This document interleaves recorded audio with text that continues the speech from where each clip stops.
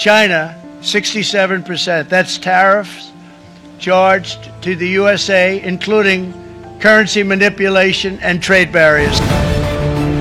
Karena dampak resesi atau kita diambang resesi global itu sudah di depan mata. Yang paling terbakar atau yang paling menguntungkan ada nggak? Sementara ini saya melihat masih Amerika yang kena dampak paling besar. Kalau ditanya peluang, ya emas menjadi sangat menarik.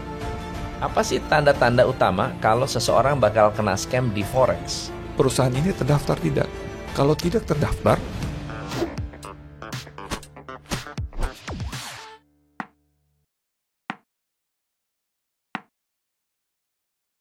Pak Freddy, apa kabar? kabar baik. Seru Coach. banget. Ya, sejak kita ketemu kemarin ternyata sudah banyak sekali ya perkembangan ya. Banyak, lumayan. Lumayan. Kalau mau bilang lumayan, sebenarnya lebih dari lumayan. Lebih ya. dari lumayan. So mungkin bisa di-refresh lagi. Pak Freddy siapa? Forex IMF itu apa? Saya Freddy, nama lengkap Freddy Chandra. Saya sebagai pimpinan saat ini sejak tahun 2007 sampai saat ini sebagai direktur utama. Sedangkan Forex IMF itu siapa? Itu apa? Pialang berjangka resmi di Indonesia. Ya. Kalau Forex IMF itu branding, nama brandnya. Kemudian kalau perusahaannya PT International Mitra Futures. Oke. Singkat dan Singkat, jelas, padat. padat. Kita sekarang ngomong yang bikin cuan aja. Asik. Akhir-akhir ini Trump ini lagi rame naikin tarif impor ke semua barang luar negeri. Ya sekarang Cina udah sampai berapa ya? 145, sekarang udah 245 malah ya. Naik terus bakalan ke 1000% kali ya. Bakal naik 1000%. Serem banget ya. Ya, walaupun ditunda 90 hari ya, kecuali Cina. Ini pasti ada dampak kan ke global market, terutama ke Forex. Menurut Pak Freddy, serius nggak sih pengaruh keputusan ini ke pasar mata uang dunia? Dampak serius sih pasti ada, Ya. pasti. Paling mudah gini Coach, kita coba lihat dari sentimen yang ada di market, perilaku pasar sejak ada kebijakan dari Presiden Trump Ya. mengenai tarif impor, tarif masuk. Sering kita dengar ada risk on, risk off. Apa itu? Jadi kalau risk on itu investor atau trader itu lebih memilih ke instrumen yang berisiko lebih tinggi, tentu dengan return yang lebih baik, lebih tinggi. Kalau risk off itu lebih kebalikannya. Jadi dia lebih memilih yang lebih aman, lebih safe. Kalau saya pakai contoh di instrumen keuangan, instrumen efek, mungkin kalau obligasi itu mungkin kalau risk on itu obligasi corporate. Tapi kalau mau lebih aman, obligasinya mungkin pemerintah punya ya. Sedangkan untuk industri ini pada mata uang, kalau kita lihat trennya, sebenarnya tren pelemahan dolar itu sudah terjadi sebelum ada kebijakan dari Presiden Trump. Tapi dipercepat lagi sejak diumumkan tarif masuk yang begitu mengagetkan dunia. Yes. Karena angkanya kan luar biasa besar. Nah, itu dipercepat dengan pelemahan dolar. Jadi kalau saya melihat sentimen pada market, mereka udah mulai meninggalkan USD, kemudian beralih kepada produk atau komoditas yang lebih aman. Dalam hal ini mungkin emas saat ini. Ya, sama-sama kita ketahui kan harga emas pada saat saya datang ke sini, kemarin saya coba melihat data itu di level 3.300-an. Oke. Begitu bangun tidur sudah $3.400 per troy ounce. Perjalanan dari Bandung ke sini, tadi saya sempat lihat 3.460 kalau tidak salah dolar per troy ounce. Artinya Mas Antam itu sudah di atas 2 juta rupiah per gram. Jadi ini kabar baik dan kabar buruk, Coach. Ya. Jadi kalau melihat hal ini banyak orang yang bisa memanfaatkan berarti ya. Bisa. Ya, posisi ini Bisa. risk on atau risk off? Pada saat ini bicara tentang sentimen. Pasti risk off. Karena orang meninggalkan USD. Pertanyaannya begitu meninggalkan USD, cash flow-nya kemana? Uang cashnya kemana? Nah, itu dia. Uang cashnya beralih kepada komoditi atau produk yang lebih aman. Oke. Nah, kalau berbicara mengenai mata uang, karena perang dagang ini antara kedua negara dengan ekonomi terbesar di dunia, antara China dan Amerika, dampak pada Amerika itu sendiri pelemahan dolar sudah pasti. Betul. Itu sudah maksudnya sudah mudah diprediksi. Ya. Dampak pada yuan belum nampak. Tapi kalau hemat saya, pandangan saya, China dalam hal ini bisa mendevaluasi mata uangnya. Karena supaya bisa lebih kompetitif di eksportir, terutama ke mancanegara selain Amerika. Jadi kalau misalnya barangnya murah, distributnya lebih mudah. Kebijakan ini bisa nggak berdampak kepada ekonomi global, atau ada nggak sih domino efeknya? Pasti akan dampak kepada negara-negara eksportir, negara-negara importir, pasti berdampak. Pasti berdampak. Yang paling terbakar atau yang paling menguntungkan ada nggak? Rasanya hampir semua negara sekarang lagi berpikir keras, karena dampak resesi atau kita diambang resesi global itu sudah di depan mata. Kalau pertanyaannya siapa yang paling terbakar, siapa yang paling kena dampak? Karena ini belum dieksekusi, karena ini belum berlaku. Sementara ini saya melihat masih Amerika yang kena dampak paling besar. Tapi mereka nggak tahu, tidak memperhitungkan, atau apakah itu hanya bluff? Kan banyak orang berpikir ini hanya bluff saja. Banyak ekonom dunia, pengamat ekonomi, saya lihat statement dari Ibu Sri Mulyani mengatakan bahwa dia juga bingung, ini maksudnya secara ilmiah, secara hitung-hitungan ini angka ini keluar dari mana, kebijakan ini angkanya dari mana. Jadi kalau coach tanya dari sisi ilmu, ya saya juga mencoba untuk mencari data, dampak dari itu saat ini belum ada. Tapi kalau hemat saya, pandangan saya, Amerika sudah kena dampak. Karena dengan kebijakan yang mencela-mencele, ya tadinya dia keluarkan dengan mantap, akan diberlakukan, kemudian dikasih periode 90 hari. Periode untuk 90 hari, artinya kan dia mulai melunak nih, ya kan. Kecuali untuk China, karena China lebih memilih untuk membalas. Daripada bernegosiasi. Kemudian ada kebijakan-kebijakan susulan yang lebih lunak lagi untuk import barang-barang atau ekspor barang-barang dari negara lain, elektronik. Ya kita tahu kan, Apple itu kan dikenakan 0%. Tapi karena sentimen market, perilaku pasar sudah menyerap itu duluan, sehingga tidak ada yang pro dolar saat ini, malahan meninggalkan. Ya. Oke. Jadi kalau kebijakan tarif ini bisa menjadi atau merangsang trigger resesi, kita bisa memanfaatkan apa dari situasi ini? Tadi sempat saya katakan bahwa komoditas yang sekarang lagi banyak dibidik, yaitu emas. Karena emas ini kan menurut data, waktu krisis tahun 2008 sampai tahun 2009, krisisnya finansial, Sapri Morgan, kemudian Lehman Brothers jatuh, ya, emas mencetak rekor tertinggi pada tahun-tahun itu, 2008 sampai 2009. Itu data nanti mungkin bisa ditampilkan. Ya. Kemudian pada saat krisis juga, pandemik tahun 2020, range waktu antara tahun 2020 sampai 2021, emas juga mencetak rekor tertinggi, ya kan, all time high saat itu di level, saya lupa angka, mungkin 1.800 sekian atau 2.000, saya sendiri lupa, nanti bisa ditampilkan. Dan saat ini sejak Presiden Trump mengeluarkan kebijakan tarif masuk, tarif impor, emas mencetak rekor tertinggi lagi. Ya, sebelumnya di bawah 3.000, saat ini kita lagi ngobrol ini, dia lagi mencoba break high untuk resisten yang dia buat tadi malam, ya, dan itu pecah di level $3.400 per troy ounce. Wow. Nah, jadi kalau ditanya peluang, ya emas menjadi sangat menarik. Oke. Untuk salah satu instrumen investasi saat ini. Ada produk emas nggak kalau untuk di Forex MF? Ya. Ada. Bagus nggak Ada. produknya? Bagus. Bagus. Bagusnya apa? Apa yang Ya. bagus dari produknya? Jadi begini, produk emas menjadi menarik karena volatilitas harganya yang tinggi.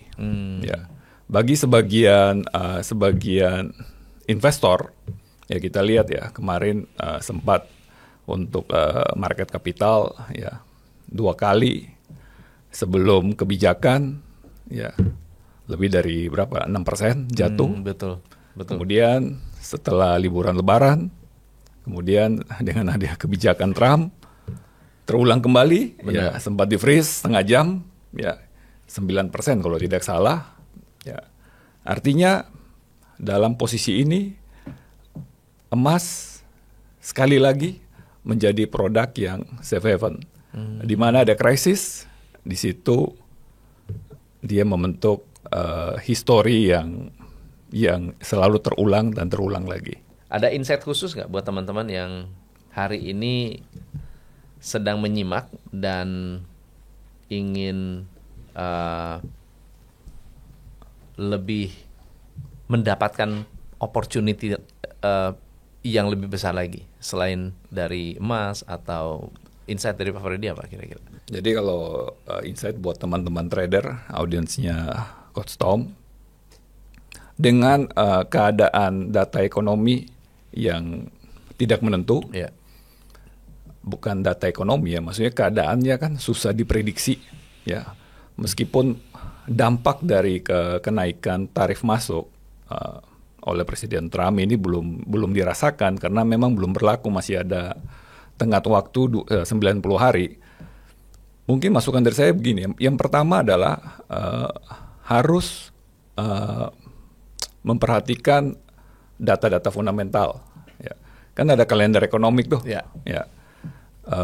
Karena ini sifatnya global dan Amerika menjadi salah satu penentu di ekonomi makro dunia, sehingga perlu diperhatikan contoh data US non-farm payroll, kebijakan-kebijakan dari Federal Reserve, kenaikan suku bunga atau pemangkasan suku bunga, atau kebijakan-kebijakan dari organisasi yang punya pengaruh yang besar, contohnya OPEC, ya, pemangkasan produksi minyak, ya, dan mungkin fundamental yang lain. Memang saat ini kalau menurut saya market lagi tidak rasional ya menurut saya.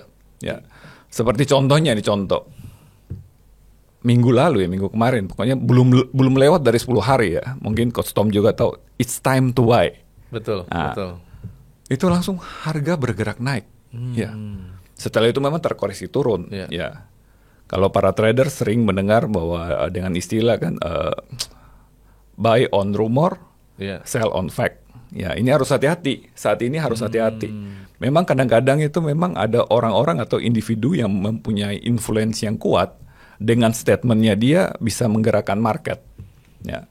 Artinya apa? Selain fundamental yang tadi, selain kalender ekonomi yang tadi dengan data-data ekonomi yang lain, mungkin saat ini saran saya harus sering memperhatikan Twitternya Trump kali. Atau Elon Musk.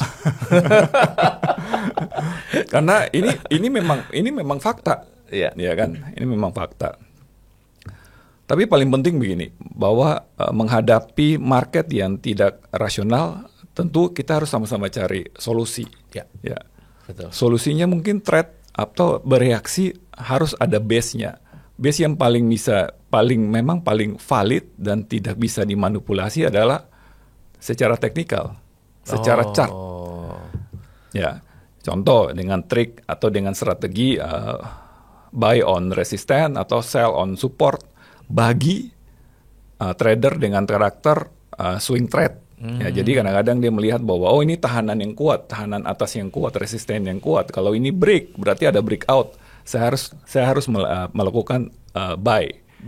Kemudian kalau misalnya ini ada support yang kuat, ya kalau breakout saya harus melakukan sell. Ya. Ya. Mungkin berbeda juga dengan karakter trader yang lebih memilih scalping atau kita kenal dengan scalper. Jadi kalau misalnya harga bergerak naik, selalu dia perhatiin bahwa begitu menyentuh resisten, selalu harga bisa koreksi. Begitu juga di level support. Ya, dia bisa mengambil action dengan wave-wave yang kecil kan, selalu ada gelombang koreksi. Nah, keunggulan dari produk yang ada di Forex IMF, ya, dengan karakter trader yang tadi, transaksi kita tuh bisa dua arah. Mungkin di video yang sebelumnya, video yang pertama itu transaksi kita itu bisa beli dan jual, itu lazim lah yang dilakukan di dunia instrumen keuangan yang lain. Tetapi kita meskipun tidak memiliki barang, kita bisa melakukan jual dulu. Karena sebelum memiliki barang. Memiliki barangnya, jual. Betul. Contohnya, harga emas di level 3.400, sekarang 3.450 per troy ounce. Apakah akan terjadi koreksi? Selalu. Pada saat uptrend yang kuat, ya kan, selalu ada gelombang untuk koreksi. Karena ada teorinya di sana, ya. Ada trader yang memang suka memanfaatkan sehingga melakukan action counter terhadap harga. Jadi misalnya, bentar lagi koreksi sekitar 34%, ini udah naik $100 ya, minimal 30-40 ada. Dia melakukan berlawanan dengan pasar, melakukan action sell. Ya, itu bisa dilakukan. Nah, pertanyaannya, kok bisa, kan nggak punya barang? Nah, sistemnya tadi, margin. Itu sudah pernah saya jelaskan di video yang sebelumnya, karena sistemnya margin. Jadi dengan sistem margin ada uang yang dijaminkan. Kalau kita melakukan short duluan atau sell duluan, artinya kita berhutang untuk membeli barang untuk menggantikan. Jadi intinya kita boleh no money down istilahnya ya. Betul. Nah, berdasarkan data kan banyak jumlah investor yang cukup naik nih 5 tahun terakhir.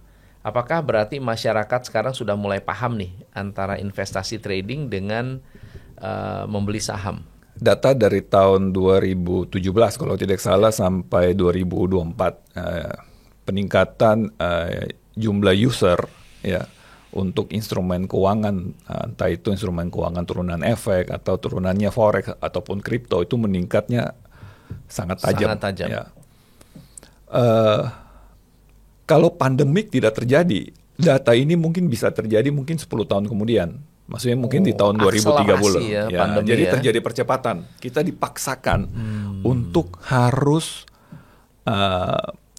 secara teknologi digitalnya jadi lebih cepat, lebih memadai, lebih mudah diakses. Ya. Kalau tadi sebelum pandemik, saya melihat bahwa yang melek akan teknologi investment, terutama instrumen-instrumen yang seperti ini, itu mungkin hanya pada zona-zona tertentu aja. Contoh ibu kota atau kota-kota besar Indonesia. Sedangkan yang kalau kita masuk ke daerah yang lebih pelosok, lebih jauh, ya kan, karena informasinya teknologi saat itu belum bisa reach out ke mereka, ya kan, ke pasar itu, sehingga mereka belum melek mengenai industri ini. Tetapi sejak pandemik, karena dengan teknologi, ya kan, sehingga bisa menjangkau sampai di desa-desa di mana ada internet, mereka bisa melakukan akses terhadap teknologi ini. Sekarang orang-orang kaya baru di daerah juga makin banyak. Banyak. Kalau contohnya kita lihat di YouTube kan, ya kan, wah ini modal 100.000 udah bisa jadi 1 miliar, ada yang udah 1 miliar jadi 50 M, dan mereka bisa show itu. Dan itu bukan hal yang bluffing ya. Bukan bluffing. Mereka tunjukin portofolionya ada. Ya. Kan beda dengan orang kaya lama kan, mereka punya aset tapi mereka nggak berani tunjukin. Kalau anak-anak Gen Z kan ditunjukin ya kan, 5 miliar, 10 miliar nih, ya kan, mobilnya. Tapi di samping itu saya melihat sangat ironis ya, maksudnya dengan jumlah user yang begitu meningkat, ya kan, yang melek teknologi begitu cepat, begitu banyak, tapi di samping itu scammer masih banyak ya. Banyak. Jadi dengan adanya teknologi, jadi semua lini memanfaatkan potensi. Jadi industri yang benar-benar teroptimalkan oleh teknologi. Scammer juga melihat ada pangsa pasar. Wah, ini ada pangsa pasar nih, ya kan. Terutama yang tidak teredukasi. Tidak teredukasi. Jadi dengan adanya angka ini, kemudian dengan adanya teknologi yang maju, dengan adanya teknologi digital yang lebih cepat, ya kan, scammer ini melihat ada potensi di sana. Nah, jadi penting buat masyarakat buat audiens, buat trader, buat calon investor yang bakalan jadi orang kaya baru ini, orang kaya baru ya. Harus bisa melakukan literasi yang baik, harus bisa mengeluarkan bukan budget ya, maksudnya ada effort lah, meluangkan waktu untuk melakukan edukasi yang lebih benar dan baik. Memang yang terbaik kalau saya melihat ada banyak sekali platform-platform scammer itu mereka sebetulnya sangat jelas mereka menjanjikan banyak ya, banyak menjanjikan sekali. Angka, menjanjikan return yang tinggi, tapi di sana mereka punya edukasi itu lemah sekali. Nah beda dengan Quick Pro, itu latihannya adalah latihan beneran, mengambil keputusan beneran, dengan data yang beneran, membaca analisa, dan kita bisa menggunakan uang virtual ya. Ya benar, itu benar. Jadi kalau kita lihat banyak konten-konten nih, ya seperti tadi Coach bilang, memang benar mereka punya portofolio, ya kan. Kita nggak tahu itu memang faktor laki atau memang karena memang teknik tradingnya, analisanya yang memang hebat. Ya. Tapi yang saya bingung kadang-kadang yang mereka tidak tampilkan itu pada saat keuntungan sekian miliar, ya tentu pasti kan sebelum-sebelumnya juga pernah mengalami kerugian, pasti. Nah itu yang tidak pernah ditampilkan. Betul. Jadi pentingnya edukasi di sini untuk mengetahui hal seperti itu, untuk mempelajari hal seperti itu. Jadi pada Quick Pro kami, ya itu calon investor, calon trader itu bisa melakukan simulasi dengan uang virtual.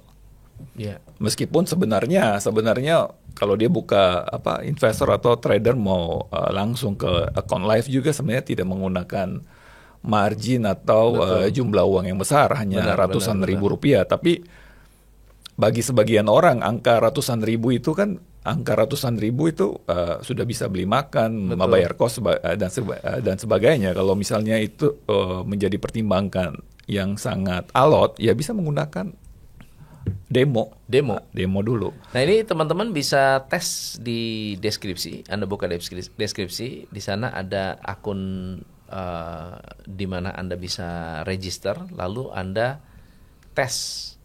Nah karena di sini ada beberapa pertanyaan, nanti saya akan bacakan beberapa ya teman-teman dari Anda juga nih. Nah ini pertanyaan di kolom komentar. Benar gak sih kalau forex di Indo itu bandar semua? Percayalah, berapapun uang kalian pasti habis karena emosi kalian dalam trading. Mereka kaya dari hasil kalian kalah. Benar gak sih? Pertanyaan seperti ini sudah sering saya dapat maksudnya lewat podcast. Ada yang email langsung, ada yang bertanya langsung pun kepada saya, ada yang secara interaksi langsung. Dan memang ini mungkin fakta yang ada, Tapi begini, dalam konteks ini saya tidak memiliki kapasitas untuk mengadjust, ya kan, bahwa perusahaan A, B, C, D melakukan itu. Tapi kalau kita kembali lagi, ya industri ini di Indonesia diatur dengan Undang-Undang Nomor 32 Tahun 97, kemudian disempurnakan dengan Undang-Undang Nomor 10 Tahun 2011. Bahwa di dalam undang-undang itu telah dikatakan bahwa perdagangan ini ada namanya pialang berjangka, kemudian ada namanya pedagang penyelenggara, kemudian ada namanya bursa. Jadi kalau di luar, setahu saya, ya kan, ada beberapa negara yang mengatur bahwa yang menjadi broker, yang menjadi pialang itu boleh sebagai market maker. Oh gitu. Ya, saya tidak menggunakan istilah bandar karena kembali lagi kalau saya pelajari di dalam kamus besar bahasa Indonesia, istilah bandar itu kan konotasinya kan selalu judi, negatif itu karena ya memang ada bandar udara di situ, ya kan, ada bandar A, B, C, D, tapi di situ juga dibahas ada bandar judi. Tapi market maker itu dibutuhkan untuk instrumen keuangan, untuk pasar seperti ini, untuk menjaga liquidity yang lebih baik. Nah, jadi kalau ditanya, semua broker di Indonesia adalah bandar. Kapasitas saya tidak membahas broker-broker yang mana, tapi sesuai kalau broker itu memiliki izin dari Bapepti, ya memiliki izin operasional dari Bapepti, dia sebagai pialang berjangka, artinya dia tidak boleh melakukan kegiatan sebagai market maker. Oke. Ya, dia hanya berfungsi mewakili trader, menyampaikan amanat trader kepada pedagang. Penyelenggara di dalam bursa berjangka. Karena itu sudah diatur. Itu yang harus dipahami oleh itu harus dipahami. Teman-teman. Pertanyaan berikut, Forex CMF seperti apa? Forex CMF murni sebagai broker, sebagai pialang berjangka yang memiliki license, memiliki izin operasional yang dikeluarkan oleh Bapepti. Nah, ini ada pertanyaan selanjutnya nih. Pak, izin tanya, sepertinya belum dibahas di atas kenapa saudara saya tiba-tiba bisa scam semalam. Ini pertanyaan yang sangat baik dan membingungkan juga. Ya. Ini pertanyaan sebenarnya saya butuh tahu detailnya. Tapi gini aja, saya jawab dengan positive thinking. Bahwa memang kalau istilah scam itu kan berarti terjadi penipuan, penggelapan dan segala macam. Ya kan? Menurut saya, karena saya jawabnya dengan positif, berarti ini bukan scam. Ini memang rugi di market. Kita anggap saja yang menanyakan ini dia trading di broker yang memiliki legalitas. Ya kan? Kemudian dia trading pada pair, dengan harga yang memang harga yang real di market. Karena pernah ada kejadian waktu zamannya pandemi, kemudian banyak robot-robot trading yang terjadi scam itu. Jadi harga di market misalnya di 100, tiba-tiba dia punya chart sendiri ada harga di 200. Nah, itu kan berarti harga tidak real. Kita anggap aja pertanyaan ini harganya real. Jadi begini. Kalau di instrumen keuangan efek, ya ada emitennya. Ya kan, misalnya saham tertentu lah, mau itu saham BCA atau saham apapun ya. Misalnya nilai per sahamnya Rp1.000 per lembar. Ya.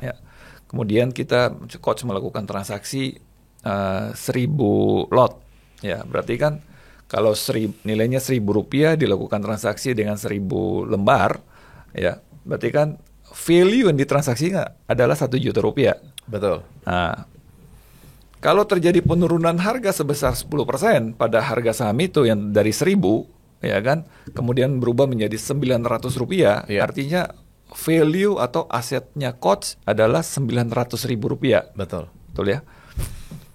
Itu sangat berbeda dengan transaksi di industri perdagangan berjangka, khususnya pasar forex atau pasar komoditas, karena sebenarnya sudah pernah saya jelaskan di video sebelumnya, karena ada sistem leverage.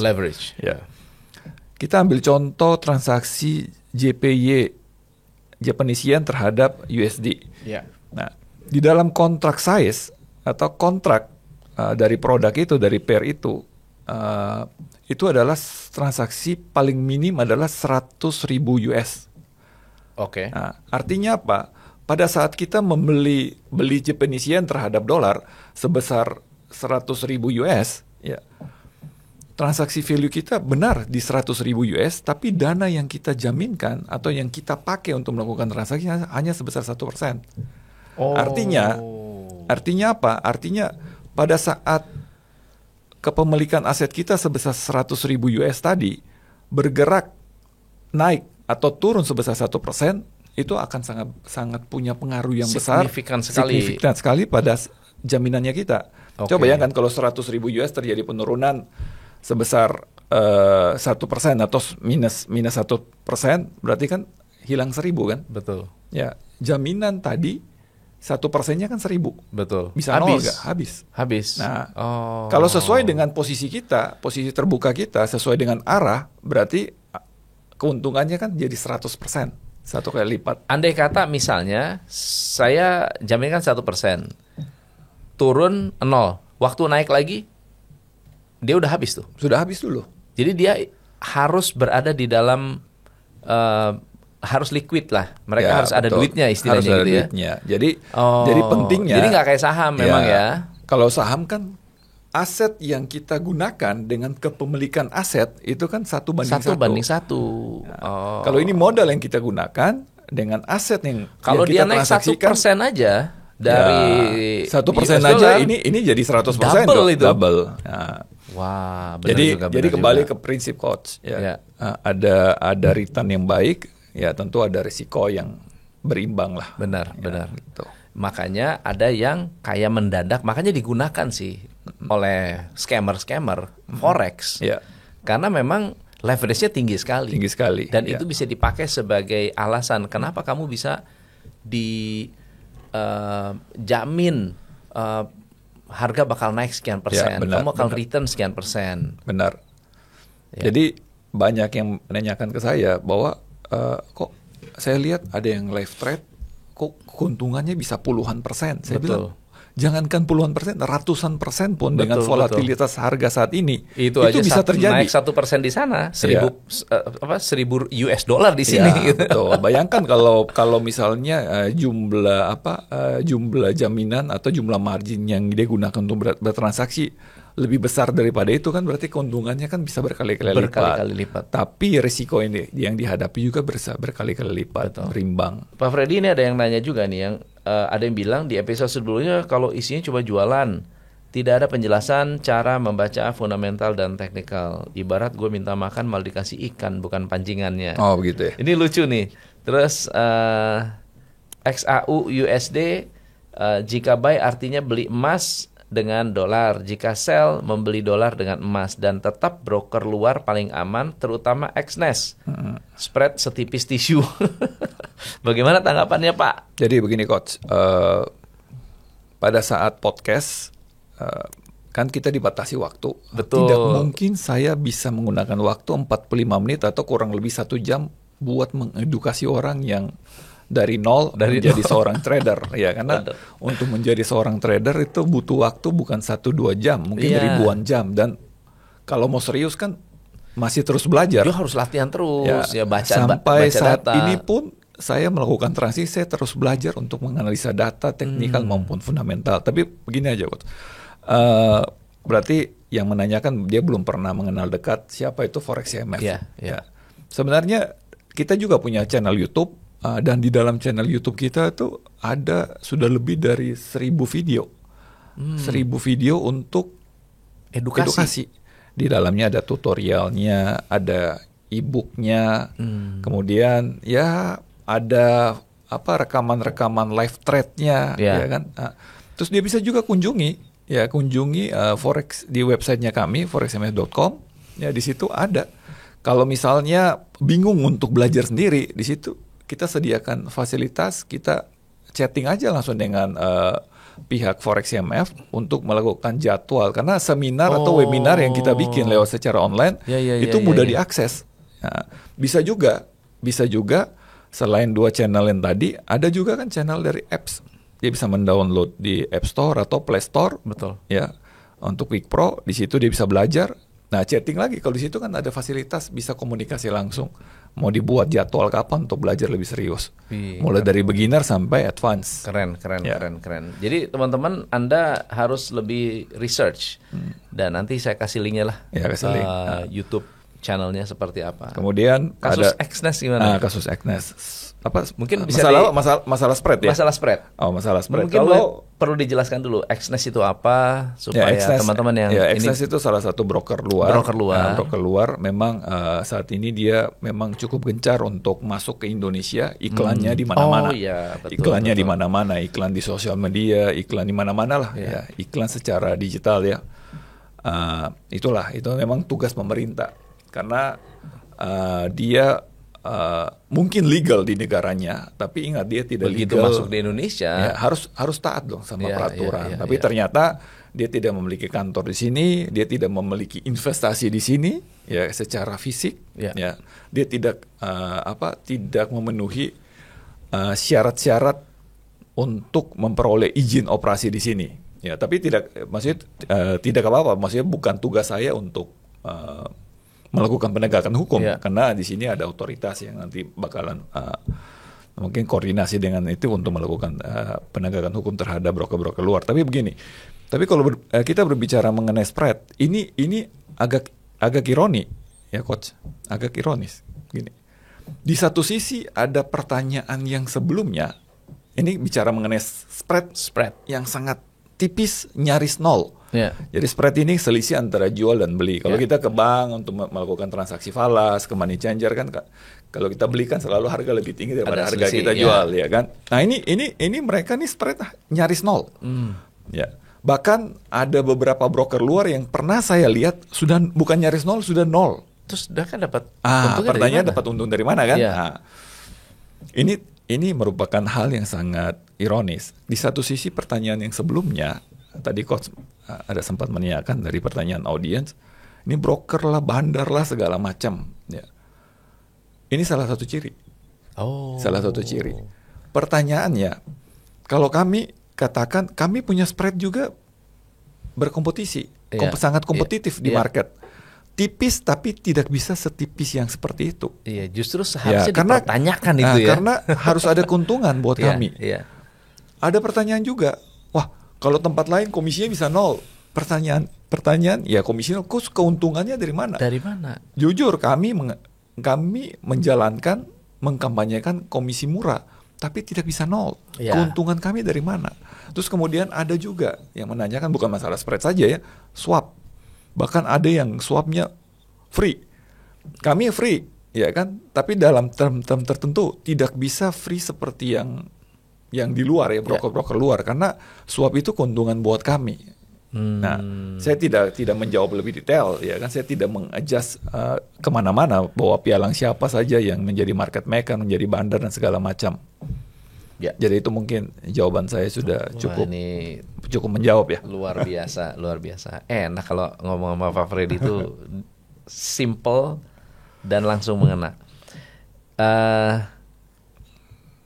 Terus ada pertanyaan, gimana Forex MF bisa bikin mereka beralih ke broker lokal yang lebih aman? Jadi rupanya dia nyadar juga sepertinya. Supaya bisa meyakinkan supaya trading ke broker lokal yang sesuai dengan regulasi Indonesia atau yang terdaftar punya izin operasi. Jadi prinsip kami begini, tentu harus strike to the rule. Ya.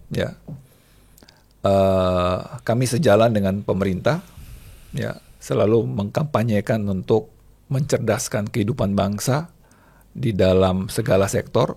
Karena saya bergerak di industri ini, berarti edukasi di industri ini terus kami galakan, transparansi, ya, kita transparan. Ini kan salah satu bentuk transparan. Jadi saya bicara apa adanya, apa yang saya lakukan saya sampaikan kepada masyarakat. Kemudian, nah ini yang paling penting nih, bahwa sesuai dengan aturan yang berlaku di Indonesia, kita broker yang terregulasi di Indonesia itu memiliki rekening penampung dana nasabah yang terpisah dari rekening operasional perusahaan yang kita sering kenal dengan SEC account atau segregated account, yang itu memang hanya berfungsi untuk menampung uang nasabah. Jadi itu uang nasabah tidak bisa dipakai oleh kecuali komisi kemudian ada swap point yang di dalam haknya pialang yang kita bisa tarik keluar sebagai pendapatan dari pialang. Itu paling penting. Maka itu salah satu bentuk transparan.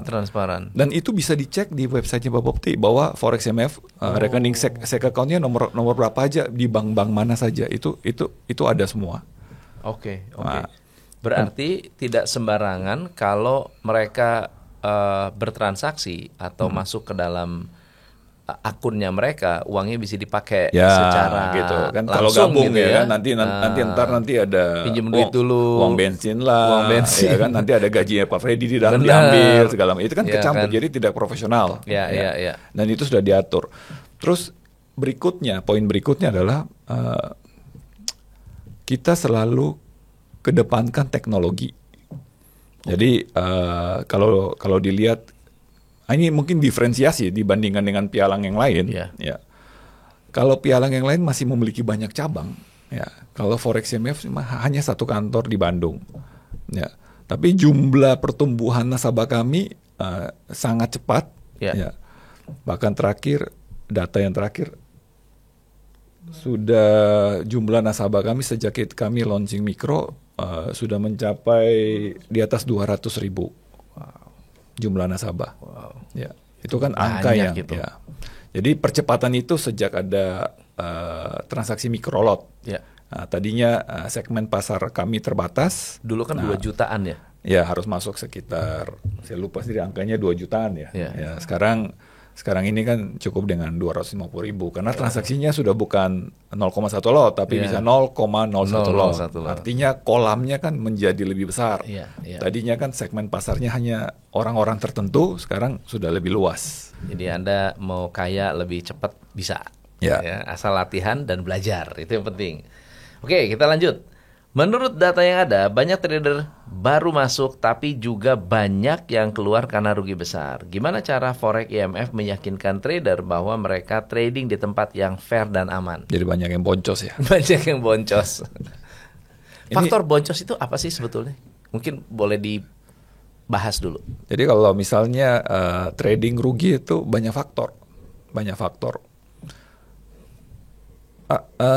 Teori yang coach gunakan dengan teori yang saya gunakan atau audiens gunakan untuk entry market itu rata-rata sama. Gitu. Sama. Karena teori kan. Kita pakai contohnya retracement Fibonacci. Emang beda? Sama. Ya kan? Ya mungkin bikin beda sedikit ya, mungkin 1-2%. Kalau saya yakini koreksi pertama selalu di 30%. Kalau coach bilang, oh enggak, kalau saya lihat 36%. Tapi kan selisihnya kan sedikit. Ya, tapi apa yang bisa membedakan? Psikologi trading. Misalnya kasih contoh, pada saat entry pada market, time frame yang saya gunakan adalah time frame misalnya hourly 4/4 jam. Ya. Kemudian harga kalau dilihat dari indikator, sebenarnya indikator sudah mengarahkan saya untuk saatnya saya harus cut loss atau saya harus taking profit. Tapi karena ada ego. Enggak lah, coba saya lihat time frame-nya yang lebih besar. Jangan 4 jam dulu. Saya lihat daily tuh 1 hari. Oh masih panjang nih, ya kan? Seharusnya TP-nya masih boleh panjang, ya kan? Atau level keluar saya, exit saya melakukan cut loss di level segini, tapi begitu saya pindah ke daily, masih panjang nih, tungguin aja. Nah itu yang bikin rusak biasanya. Jadi ada ego di situ, kemudian ada psikologi pada market di situ. Ini menarik karena meyakinkan trader bahwa mereka trading di tempat yang fair dan aman. Karena jadi mungkin maksudnya begini, fair dan aman tuh bukan berarti harus pasti untung. Karena risiko di market itu selalu ada. Pada saat kita entry pada market, entah itu beli atau jual, risiko rugi sudah di hadapan. Tergantung dari analisa pasar. Tapi kalau misalnya berisiko dalam hal bahwa terjadi scam, ya bahwa ini perusahaan abal-abal yang suatu saat bisa melakukan penggelapan, mau lari uangnya segalanya, tiba-tiba tutup perusahaannya segala macam. Karena Forex IMF International Mitra Futures, ya kan, memiliki izin operasi dari Bopopti. Ini perusahaan yang legal dan proses untuk memperoleh izin itu tidak semudah ada prosedurnya. Ini perlu saya ceritakan secara transparan. Contohnya, kalau Anda melihat ditawarkan oleh perusahaan tertentu atau melihat iklan dari perusahaan tertentu, kan gampang. Ini perusahaannya legal nggak ya? Ini terdaftar nggak di Bopopti? Buka aja website Bopopti, dilihat. Oh ada nih, ya kan? Di situ kan ada alamatnya tuh. Ngecek dong alamatnya benar nggak? Ada nomor telepon, ngecek dong nomor teleponnya, webnya.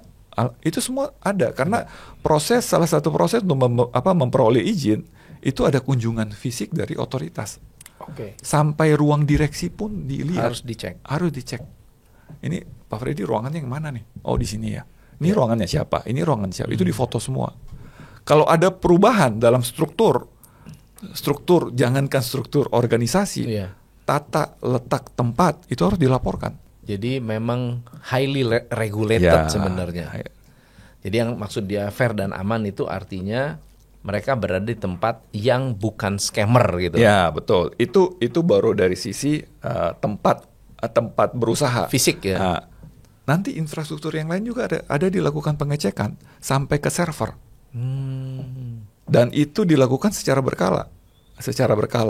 Jadi pada saat audit, itu data-data nasabah dilihat. Ini ada transaksi loss, ada yang untung. Dicek, ini harganya benar nggak ini? Kan bisa dilakukan pengecekan, apalagi sekarang zaman AI kan. Di detik itu, di jam itu, di hari itu, ada nggak harga ini? Itu dicek sama otoritas secara random. Pertanyaan selanjutnya, selain broker jenis ECN, semuanya adalah bandar judi karena tidak memiliki akses ke pasar forex global atau interbank. Transaksi trader hanya sampai meja mereka yang lebih dikenal istilah CFD. Ya, CFD. CFD, walau sudah izin Bapepti. Oke, ECN itu Electronic Communication Network. Ya, itu yang digunakan para LP atau para broker untuk memanage atau menerapkan risk management untuk semua order untuk masuk kepada market maker yang lebih besar atau masuk kepada pasar atau masuk kepada interbank. Oke. Nah, kalau pertanyaan ini ditujukan untuk broker Indonesia, tentu ada mekanisme, ya kan? Tadi disebutkan di dalamnya ada CFD. CFD itu contract for different, jenis kontraknya yang tadi saya jelaskan. Terus kemudian karakter transaksinya itu tidak di dalam bursa, tetapi over the counter, artinya di luar bursa. Artinya transaksi itu dapat dilakukan secara bilateral. Kalau di dalam market, di dalam interbank, di dalam market itu dilakukan secara multilateral. Artinya sama seperti kalau di market kapital itu kan kita kan tidak tahu kita berhadapan dengan siapa. Pada saat saya beli, saya nggak tahu yang jual siapa, coach atau siapa yang ada di sini, saya tidak tahu. Jadi karena sudah diatur oleh negara, ya sudah ada regulatornya, dan transaksi itu menurut pendapat saya adalah sah. Masalah nanti, ya kan? Masalah nanti untuk pihak pedagang penyelenggara pada saat melakukan transaksi untuk dirinya sendiri atau lawan transaksi dari si trader, itu haknya dia dalam risk manajemennya dia mengelola risiko, mau sampai di mejanya dia atau dia masih secara mekanisme risknya untuk melakukan sistem bridge ke LP liquidity provider atau menggunakan ECN. Saya rasa itu sah-sah saja, tergantung dari tergantung dari keputusan dari pengelola risiko. Ya. Oke. Dan saya dan kami broker di Indonesia atau pialang, kami tidak tahu apa yang terjadi. Ya, contohnya Forex IMF. Saya tidak tahu gimana cara dia mengelola risiko untuk terima amanah dari Forex IMF mewakili trader. Kontrolnya gimana? Jadi gini, kontrol untuk memastikan bahwa transaksinya bahwa transaksinya si trader yang trading di Forex IMF ini sebenarnya transaksi saya ini sampai di mejanya Forex IMF atau mejanya pedagang penyelenggara melalui bursa. Betul. Ya kan, untuk memastikan itu sebenarnya ada. Pada saat nasabah melakukan register dan memang dia sudah di-approve sebagai nasabah, dia sudah memiliki login password untuk Quick Pro, untuk MetaTrader 4 untuk melakukan transaksi. Itu bisa dicek karena kita juga selain mengirim login password untuk melakukan transaksi, kita juga mengirim login password untuk mengecek bahwa transaksi yang ada di Forex IMF itu masuk nggak ke bursa. Itu ada, namanya Sitna. Pada aplikasi Sitna. Iya. Ada. Nah, kalau baru ingat. Kalau scammer tuh nggak ada tuh. Scammer nggak ada. Itu bisa dicek. Nggak bisa dibuktikan. Jadi misalnya coach, saya ada beli sekian lot, jual sekian lot, itu cek nanti ada di bursa. Oh, ada beli. Itu jadi aplikasi itu bukan akses lewat kami, itu akses langsung ke clearing. Clearingnya bursa. Oke. Nah, itu mungkin itu mungkin penting banget itu tuh. Penting banget tuh. Untuk diedukasi dan double check. Salah satu bukti bahwa memang valid atau legal. Ini ada pertanyaan bagus nih. Apa sih tanda-tanda utama kalau seseorang bakal kena scam di Forex, tapi nggak sadar sampai uangnya habis? Oh, berarti dia sudah terlanjur melakukan investasi, kemudian dia nggak buru-buru tarik, atau biasanya mereka itu tergiur untuk masuk lebih dalam lagi, nambah lagi dari keuntungan yang sudah dihasilkan. Kan biasanya kalau scammer itu kan menang pertama, menang kedua, udah balik modal. Begitu balik modal pertama kali mungkin nafsu nih, Padahal dia harusnya stop saat itu. Nah, gimana caranya bisa membaca tanda-tanda? Kalau saya prinsipnya begini, pada saat mau sudah ini sekarang kalau audiensnya sudah terlanjur, ya sudah terlanjur atau baru mau melakukan investasi, kita ngecek dulu, itu kan perusahaannya ada. Kalau perusahaannya tidak terdaftar di Bapepti di Indonesia khususnya, berarti kan mungkin terdaftar di luar ya. Di luar. Tapi dalam hal ini kapasitas saya tidak bisa tidak bisa mengadjust bahwa di luar tuh benar atau salah. Betul. Nah, prinsipnya kalau misalnya Anda sudah terlanjur melakukan investasi, ya dicek aja perusahaan ini terdaftar tidak. Kalau tidak terdaftar, ya ada kesempatan withdrawal. Itu betul. Saran dari saya. Lebih cepat, lebih baik. Ya. Apalagi kalau kita udah mulai ada feeling ragu-ragu, dan apalagi ada berita-berita miring. Biasanya sebetulnya scammer itu pasti ada berita miring. Pasti. Jadi gini, pada saat mau terjadi scam, ini sekarang banyak lagi nih, ya kan? Ya, udah mulai lagi. Saya sendiri tuh tiba-tiba kalau bangun tidur, ini apa lagi grup Telegram? Isinya ribuan orang, tiba-tiba slip transfer banyak tuh. Benar. Dan yang lucunya suatu saat saya melihat, loh ini kan grupnya Forex IMF, ternyata bukan punya kami. Akhirnya memang saya laporkan. Jadi ada banyak juga yang memanfaatkan, mengatasnamakan kan? Mengatasnamakan perusahaan yang mengantongi izin. Ya. Bahkan ada nama-nama trader-trader yang terkenal. Saya nggak perlu sebutkan. Tuh ada trader saham. Kok saya diundang di grup, terus kemudian saya lihat, ini ada slip transfer 5 juta, 2 hari kemudian ditransfer balik 25 juta dan segala macam, ya kan? Wow. Nah, itu sudah ciri khas, sudah pasti. Kalau ada di dalam cepat-cepat keluar. Tapi begini coach, kalau kita berbicara mengenai scam, bahwa tadi masukan dari saya bahwa tinggal dicek aja di website Bapepti, kantongi izin atau enggak. Kalau memang tidak kantongi izin langsung withdraw segala macam. Memang bukan kapasitas saya untuk mengejas kalau broker luar itu, ya kan sudah pasti scam. Tapi kalau dia beroperasi di Indonesia, dia tidak memiliki izin, ya itu harus hati-hati. Itu lebih baik. Maksudnya janganlah. Lebih baik jangan, karena kalau terjadi sesuatu meskipun dia memiliki izin di luar, maksudnya di negaranya, emang mau. Misalnya kalau saya ternyata ada ketidakpuasan dengan transaksi saya yang seharusnya saya untung misalnya, seharusnya saya untung 50 juta rupiah, tapi kemudian entah gimana keuntungan saya tuh tidak bisa di withdraw. Emang dengan uang 50 juta kita sanggup ke Rusia? Pertanyaannya sih, jadi kan kita telepon CS-nya aja ngomong bahasa Rusia udah nggak bisa ngomong. Kan jadi tidak layak, maksudnya tidak worth it lah untuk kita lakukan itu. Akhirnya diiklasin kan. Benar, tapi kalau itu perusahaan itu berada di Indonesia, jangankan 50 juta, 5 juta rupiah pun kan secara bisa fisik dikejar ya. Bisa dikejar. Benar. Nah, itu poin saya di sana. Benar banget. Ini jadi teman-teman, pertanyaan ini saya pikir nggak hanya berlaku untuk orang yang tertarik dengan dunia forex, karena banyak perusahaan-perusahahan scammer ya, orang Indonesia yang bikin, mereka memanfaatkan nama-nama yang sedang naik daun. Ya. Bisa jadi suatu saat namanya Coach Tom kan? Nama saya dipakai gitu. Atau mungkin sudah ada kan? Bisa jadi. Papa pinjem uang. Dan ini Forex IMF sedang berkembang, namanya juga sedang booming, dan memang kebetulan bermainnya di aplikasi. Ya benar. Lalu kemudian kayak di copy paste atau bahkan BCA pun, ya kan? Ya benar. BCA itu dia di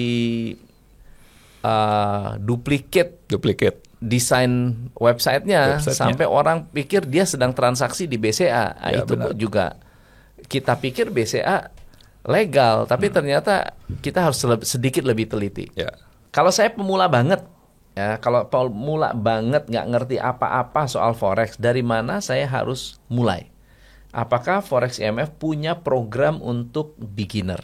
Punya, jawabannya punya. Jadi dia bisa kunjungi website kami, foreximf.com. Kemudian di situ daftar aja, entah itu dia subscribe apa, atau chatting langsung, katakan bahwa dia mau belajar, pasti akan dilakukan tindak lanjut, dilakukan layanan, karena sebenarnya mudah buat untuk pemula di Forex IMF, banyak akses yang dia bisa akses. Sampai webinar free juga diberikan. Oke. Ya. Jadi kalau misalnya kalau Gen Z kan kadang-kadang mau kunjungi web itu kan kalau saya lebih suka kunjungi web. Ya. Tapi kalau Gen Z mungkin ada aplikasi Quick Pro aja. Ya. Ya, entah itu kalau di gadgetnya dia ada App Store ya masuk ke App Store, kalau Play Store ya masuk ke Play Store. Ya, jadi kami sudah ada di Android dan iOS Apple. Ya. Dan untuk program khusus beginner itu bisa Ada. menggunakan Quick Pro. Bisa teman-teman. Ya.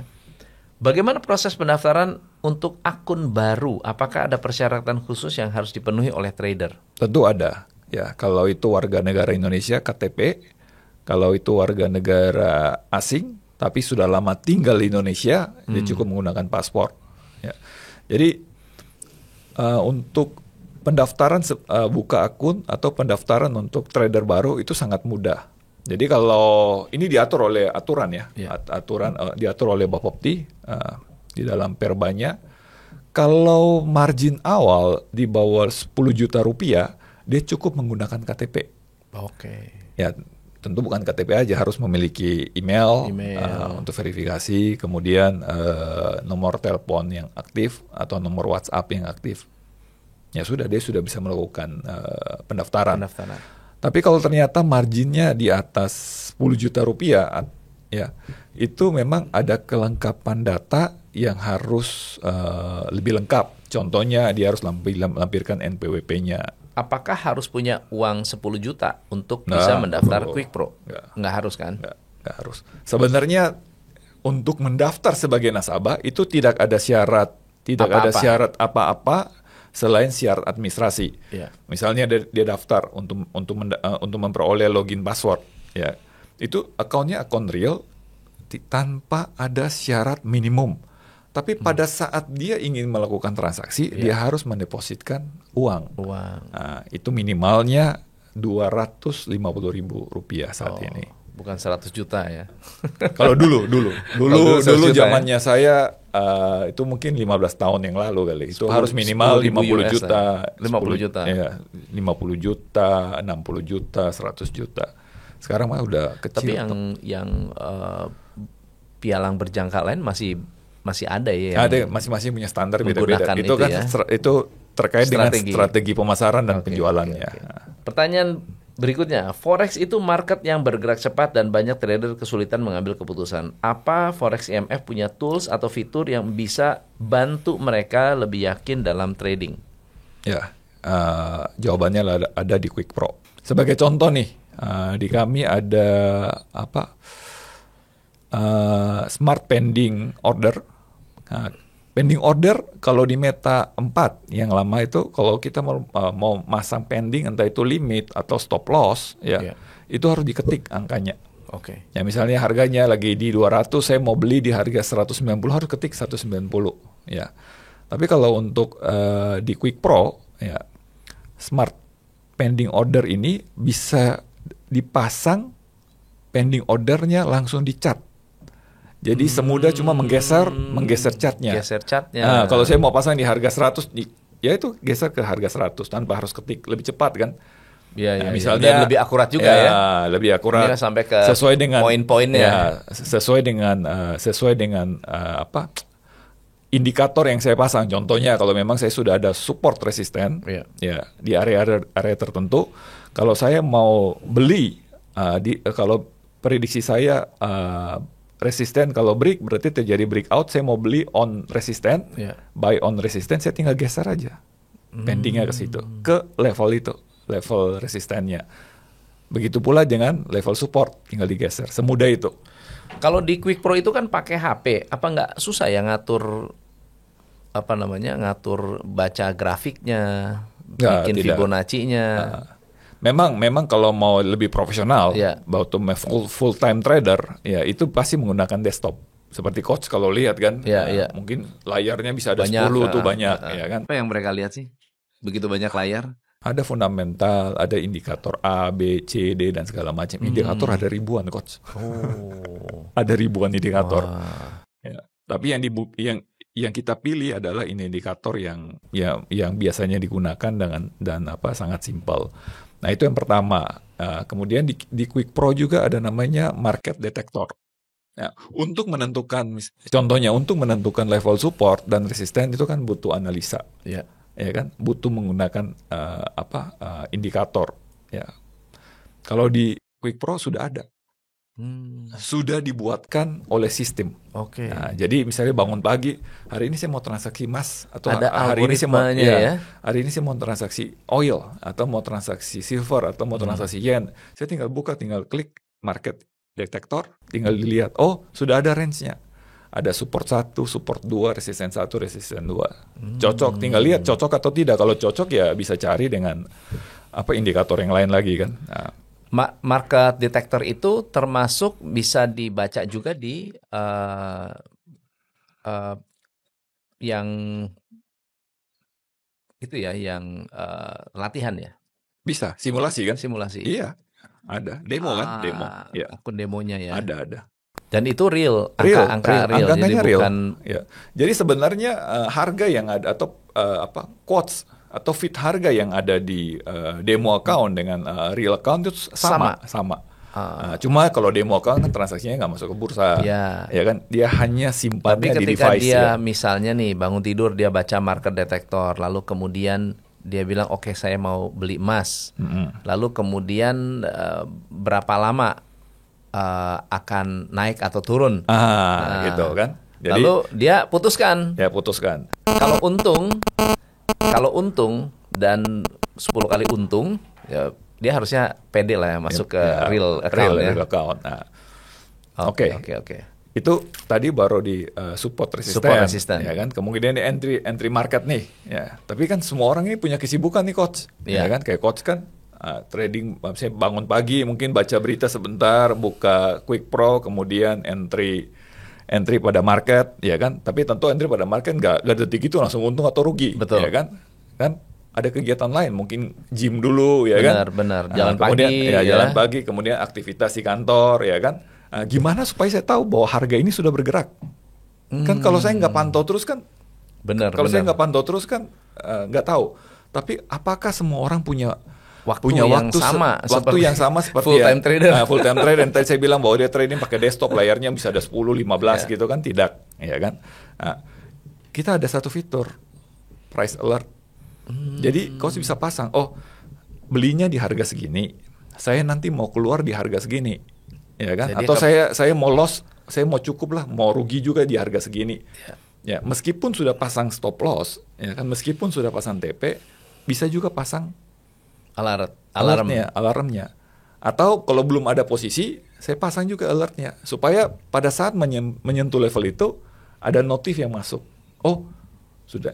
Ya kayak bunyi WhatsApp gitulah. Kalau masuk kan kita jadi penasaran, kita buka kan untuk melihat itu. Nice. Jadi itu sudah dipikirkan. Itu banyak masukan dari teman-teman trader. Jadi ini sebenarnya sudah sudah disesuaikan dengan kebutuhan market. Ya, benar. Karena kalau zaman dulu kan saya sebagai trader nggak punya akses. Taunya broker. Ya, benar. Broker yang ngasih tahu, Pak, benar. Naik Pak, mau jual apa tuh? Wah, itu zaman-zaman purba itu. Zaman baheula. Itu Pak. Tahun 2000. Kita belum pakai aplikasi tahun 2000 berapa ya? Sebentar. Kita pakai aplikasi Meta itu tahun 2006. Aplikasi Meta itu baru ada MetaTrader. Jadi sebelum tahun-tahun itu sudah banyak aplikasi, tapi tidak secanggih Meta. Nah, sebelum itu ya masih bahkan pakai Telegram untuk mengecek harga. Gila ya. Sekarang sudah luar biasa. Canggih lah. Canggih. Dan ini masih terus berkembang ya berarti ya? Masih, pasti masih terus berkembang. Ini pertanyaan terakhir. Banyak yang bilang masa depan forex di Indonesia bakal makin ketat regulasinya. Apa strategi forex CMF biar tetap relevan dan tetap jadi pilihan utama untuk trader Indonesia? Kita tetap strike pada jalur kita, patuhi peraturan yang dikeluarkan oleh pemerintah. Jadi tidak mungkin melenceng. Okay. Ya. Apapun aturannya kita tetap patuh karena kita percaya bahwa pemerintah punya andil, berpikir keras juga untuk kemajuan industri ini. Terkait dengan ini, Coach, terkait dengan undang-undang semangat P2SK, percepatan di industri keuangan, nanti bukan ke depan ya, ini sudah berlaku sejak bulan Januari tahun 2025, bahwa industri ini, otoritas pengawasan itu bukan hanya ada di Bapepti, OJK dan BI. Oh iya, ya. BI dan OJK. Kalau kita bahas ini kan panjang lagi nanti, ya kan, panjang lagi nih. Mungkin harus cari sesi khusus. Dan Forex IMF sudah mengajukan izin prinsip untuk kedua otoritas ini. Tadi perjalanan saya ke sini, saya sudah kantongi izin dari OJK. Izin prinsip dari OJK. Tadi saya di mobil dikasih tahu oleh Direktur Kepatuhan saya, Pak, izin OJK kami, izin prinsip, belum izin usaha ya. Karena peralihan, jadi izin prinsip supaya kami bisa beroperasi. Sekarang lagi tunggu izin dari BI. Luar biasa kan? Wah, luar biasa. Bukan cuma Bapepti, Kementerian Perdagangan loh. Ini ada Kementerian Keuangan yang main-main. Aman ini, karena yang ngawasin banyak. Yang ngawasin banyak.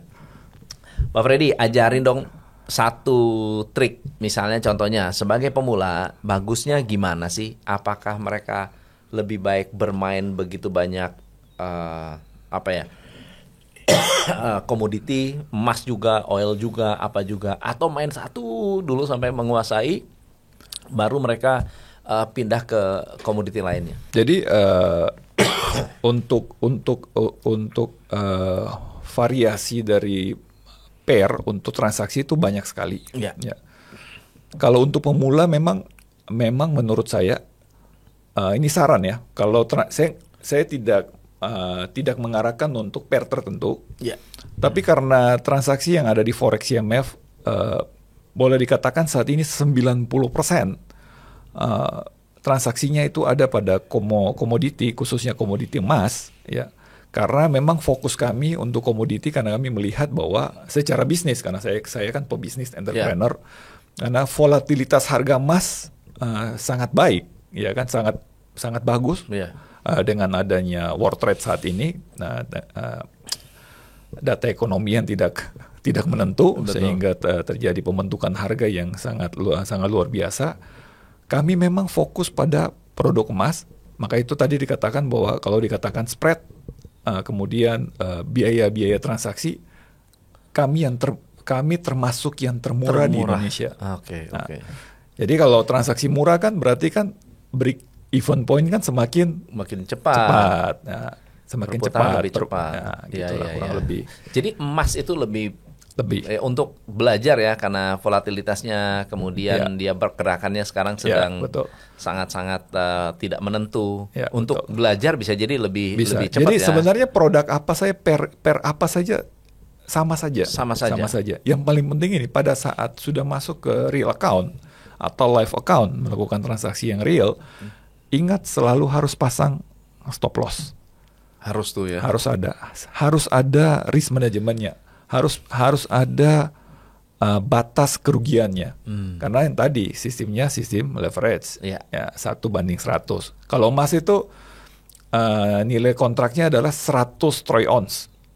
Bayangkan aja 1 troy ounce itu sama dengan 31,1 gram. Artinya kalau 100 troy ounce artinya ada kita transaksi senilai 3,1 kilogram. Iya.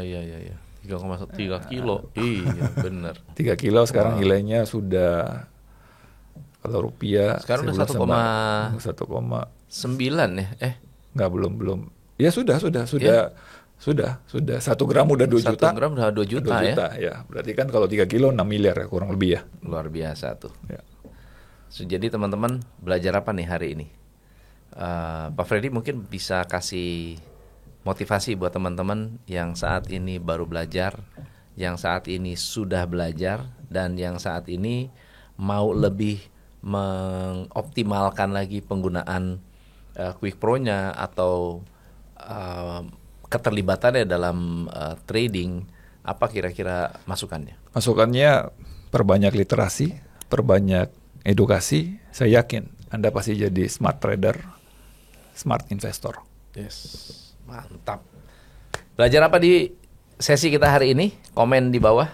Saya Tom MC Ifle, salam pencerahan. Hanya di Top Coach Indonesia.